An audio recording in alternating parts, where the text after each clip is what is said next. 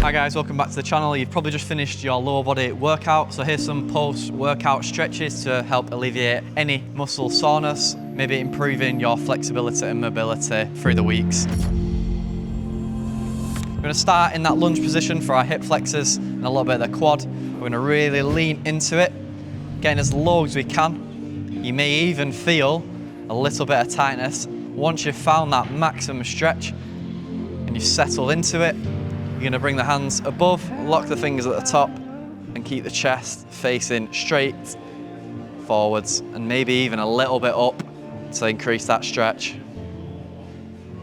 Moving on to our hamstring, so specific for that, we're going to point the toes forwards, keep the legs straight. Obviously the knee is on the floor. We're going to lean our hips down towards the floor as we lean our hands forwards. Finding stability and balance with the floor and keep them toes pointing forwards.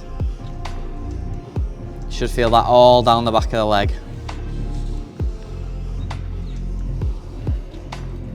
If you're feeling it loads in this calf, you're probably not pointing your toes forward enough and you might be like this. Our next stretch is specific for our calves. So same position, toes pointing as much towards your head as possible. If you're struggling to reach this, I'll show you a different one. But we're pulling those toes in. And you will definitely feel that all down here in that calf.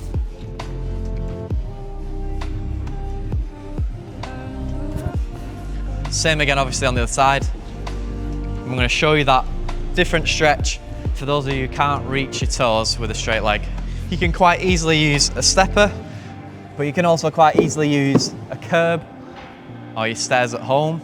So for this, to stretch out the calf, you're going to want to have the toes pointing upwards towards your head as much as possible, towards the ceiling. So a curb, stepping off a curb backwards as shown is absolutely fine, or your stairs at home, or alternatively a wall or this Reebok stepper. You're going to have your heels touching the floor, toes up against it, and lean those hips forward. Maybe reposition that other foot. Super mobile. Hands on the hips is good, or anywhere really, and drive the hips slowly forward and try not to bounce like I just did. Hold the stretch. And again, you'll feel that all through here. The other stretch for the calf is with a bent knee. And that's hitting a slightly different muscle in the calf. So bent knee, soleus or soleus muscle.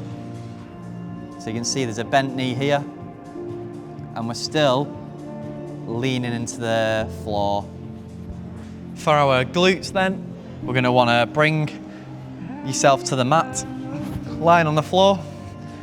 The leg that you want to stretch is going to be the one that goes on top of your opposite quad and knee.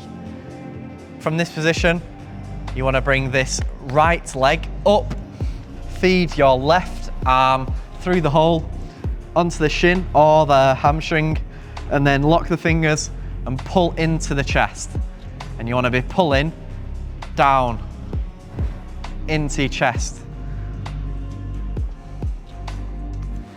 And you feel that through here in the hip and the glute. To increase the intensity of this stretch, once you've got this position, you can then use that left arm on the left leg, holding on to the ankle, and with the elbow pushing through this knee to change that angle even more to stretch that glute, and then pulling the heel down that quad, or I should say up the quad towards the origin of the quad in the hip. And that will increase that stretch even more. Also, always holding on here or here.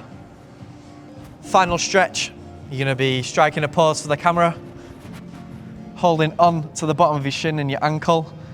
With your left foot, because we're stretching our right leg, right quad, you're gonna be pointing those toes forwards to give you some balance with a straight leg in the left. And then with the right heel, you're gonna be driving that upwards into your glute, whilst also pushing the knee and the hip forwards and away. So really pulling back and driving forward, because that is what the quad wants to be doing. It wants to be driving that way, but you're fighting to stretch it even more.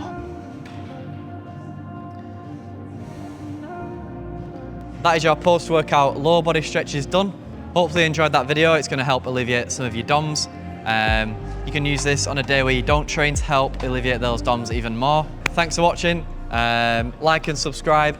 If there's anything that I have missed that you guys do in your stretching routine, then let me know down in the comments. Other than that, please like, subscribe, and I'll see you in the next one.